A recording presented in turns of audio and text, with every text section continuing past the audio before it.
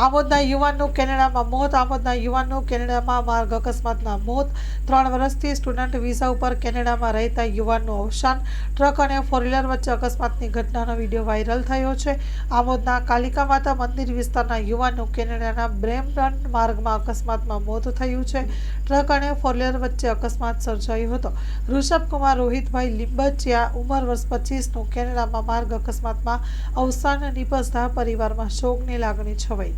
Story report by Akbar બેલિંગ.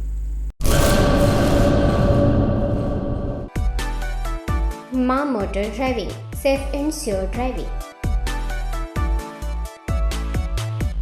Driving એ શોખ સાથે આપની મોટી જવાબદારી પણ છે. અમારા ઇન્સ્ટ્રક્ટર દ્વારા સચોટ અને સરળ માર્ગદર્શન.